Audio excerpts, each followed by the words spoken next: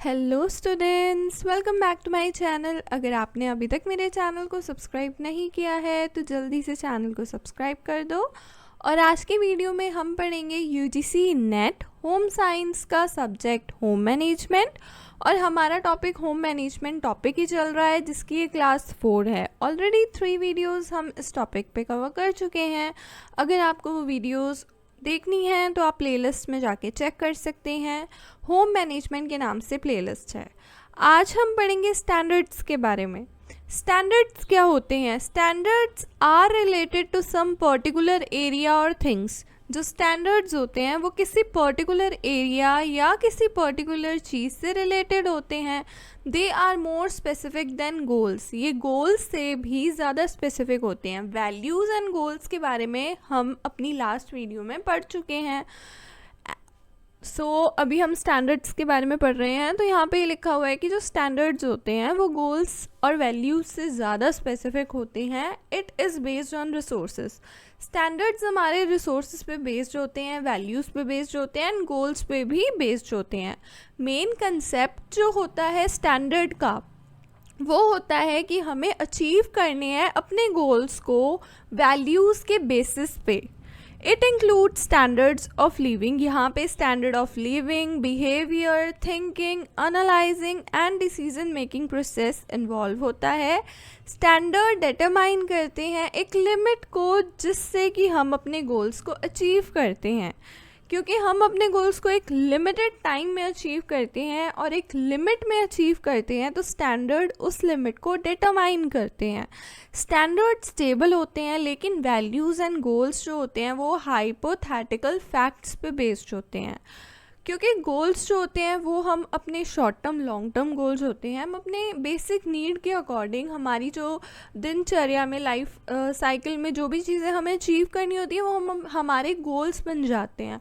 और वैल्यूज़ क्या होते हैं? जो भी हमें हमारे नॉर्म्स होते हैं, एथिक्स होते हैं, वो सारे वैल्यूज़ में आ जाते हैं। तो जो स्टैंडर्ड है वो फुलफिल्ड होता है इंटरनल मेजरमेंट के द्वारा। एंड यहाँ पे कोई एक्सटर्नल फोर्स नहीं होता स्टैंडर्ड का जिसको आपको मेंटेन करना पड़े। एंड ये बेस्ड होता है इंटरनल मेजरमेंट ऑफ फेथ पे which gives satisfaction to the person. जो इंसान को सेटिस्फैक्शन की फीलिंग देता है, जैसे कि यहाँ पे standard of food, dress etcetera. क्योंकि हम देखते हैं कि हर एक इंसान का जो क्या बोलते हैं हम उसको कि एक स्टैंडर्ड ऑफ लिविंग अलग अलग होता है। ठीक है, हमारे जो कास्ट होती है, जो लेवल होता है वो भी हर एक इंसान का अलग अलग होता है। अपर क्लास होती है, मिडिल क्लास होती है, लोअर क्लास होती है। तो उनका जो स्टैंडर्ड ऑफ लिविंग है वो अपने अकॉर्डिंग होता है, अपने वैल्यूज़ एंड गोल्स के बेसिस पे होता है। अब हम आगे बढ़ते हैं। नेक्स्ट है हमारे पास टाइप्स ऑफ स्टैंडर्ड्स। स्टैंडर्ड्स कितने तरीके के होते हैं? सबसे पहला जो इसका टाइप है वो flexible standards. If there is a friendly atmosphere within the group and goals out of the values with changing standards are known as flexible standards. यहाँ पे क्या होता है, अगर आपका एक ग्रुप है और उस ग्रुप में आपका फ्रेंडली एटमॉस्फेयर है एंड जो आपके गोल्स हैं वो आपके वैल्यूज़ पे डिपेंड करते हैं लेकिन वो साथ में चेंज होते रहते हैं स्टैंडर्ड्स के साथ में, तो वो फ्लेक्सिबल स्टैंडर्ड कहलाता है। एग्जाम्पल हम देख लेते हैं, like to fit in a given situation. जैसे कि सिचुएशन के अकॉर्डिंग हमें उस सिचुएशन के हिसाब से एडजस्ट करना पड़ता है, उस सिचुएशन में हमें फ़िट होना पड़ता है। या फिर adopting flexible standard, that is adopting flexible standard. इसका मतलब ये है कि हम फ्लेक्सिबल स्टैंडर्ड को अडॉप्ट कर रहे हैं। It also refers to the values. ये वैल्यूज़ को भी रेफ़र करता है जो आपको कंफर्ट प्रोवाइड कराते हैं एंड रिस्पेक्ट प्रोवाइड कराते हैं फॉर इंडिविजुअल नीड्स के लिए एंड इंटरेस्ट के लिए। दूसरा जो टाइप है वो देख लेते हैं। दूसरा है कन्वेंशनल स्टैंडर्ड। कन्वेंशनल स्टैंडर्ड क्या होता है? It is one which is acceptable reality to large social group. ये एक इस तरीके का स्टैंडर्ड होता है कि एक लार्ज सोशल ग्रुप में एक्सेप्टेबल रियलिटी होती है। ये कि मतलब एक ऐसी चीज़ जो घट रही है एंड आपको वो एक्सेप्ट करनी ही पड़ेगी।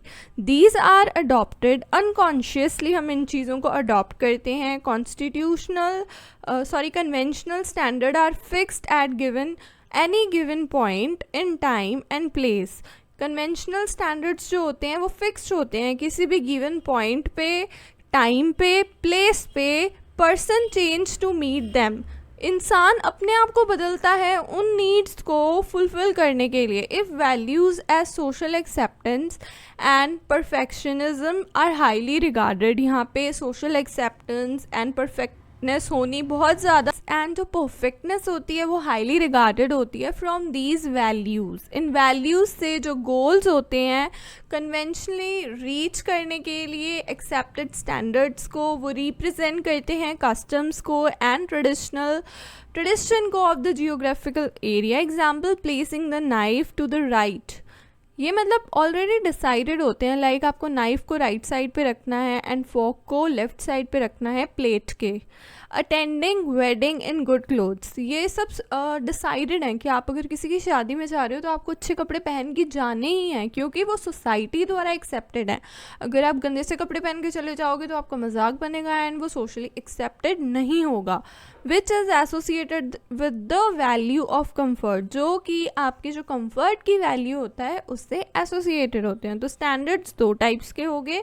उसके बाद में हम बात करते हैं कुछ पॉइंट्स की। Standard is something considered bye an authority, standard एक ऐसी चीज़ है जो कि अथॉरिटी के द्वारा कंसीडर किया जाता है या फिर जर्नल कंसेंट के द्वारा कंसीडर किया जाता है, एक बेसिस के रूप में of comparison and approved model के रूप में। स्टैंडर्ड कंसीडर्ड होता है एक ऑब्जेक्ट के रूप में जो कि रिगार्डेड होता है एज द यूजुअल या मोस्ट कॉमन साइज या form of its kind, and a rule के रूप में या प्रिंसिपल के रूप में that is used as a basis for judgement.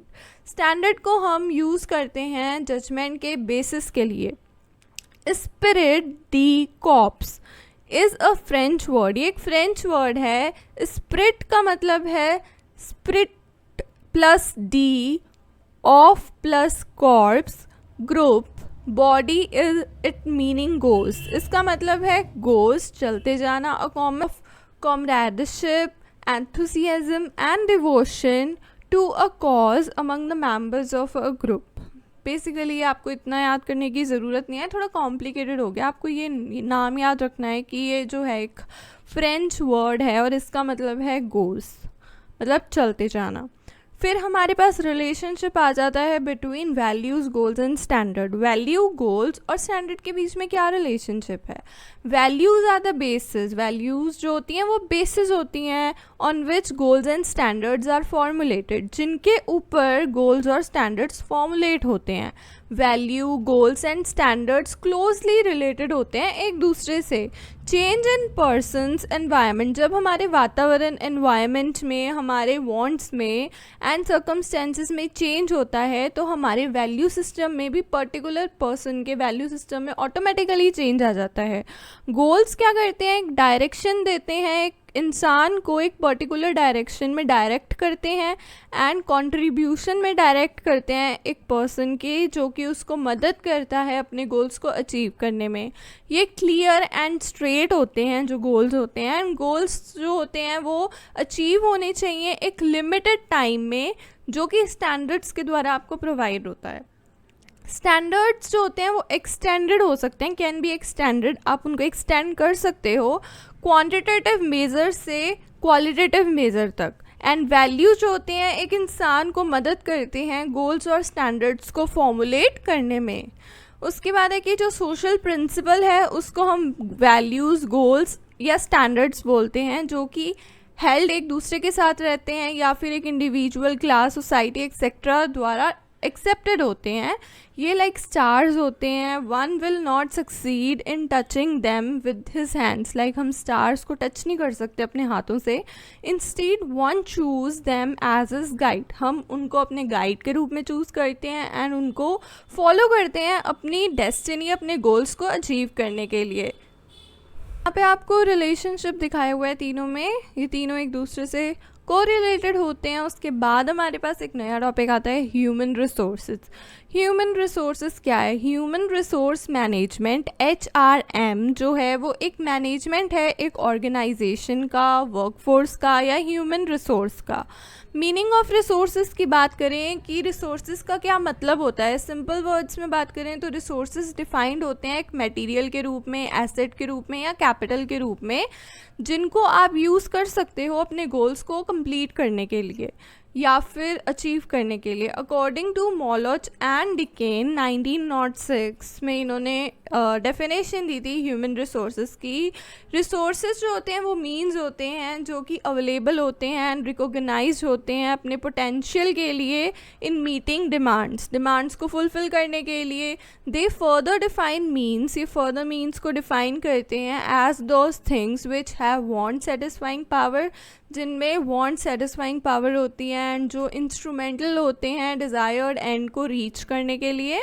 उसके बाद ग्रॉस एंड क्रैंडल नॉल ने भी डेफिनेशन दी थी 1980 में। एक्सेप्टेड द डेफिनेशन कि रिसोर्सेज जो होते हैं वो अवेलेबल मीन्स होते हैं जिनसे आप अपने गोल्स को अचीव कर सकते हो, अपने डिमांड्स को फुलफ़िल कर सकते हो। एंड ऑथर ने भी एक डेफिनेशन दी है कि जो रिसोर्सेज होते हैं वो ऐसे मीन्स होते हैं जिनको आप यूज़ कर सकते हो अपने गोल्स को अचीव करने के लिए, जैसे कि टाइम, एनर्जी, मनी एक्सेट्रा। अब हम बात करेंगे कि इन रिसोर्सेज के क्या यूजेस होते हैं। Each and every resource has its own specific aim, हर एक रिसोर्स का एक अपना स्पेसिफिक एम और ऑब्जेक्टिव होता है। ये यूज़फुल होते हैं एंड इनका एक इम्पॉर्टेंट रोल भी होता है मैनेजमेंट में। Goals to achieve, if a person utilises, अगर एक इंसान उसके पास जितने भी अवेलेबल रिसोर्सेज हैं उनको यूज़ करता है एक सिस्टमैटिक या प्लान वे में, तो वो अपने गोल्स को बहुत अच्छे से अचीव कर सकता है एंड अपने गोल्स को पाने में सक्सेस पा सकता है।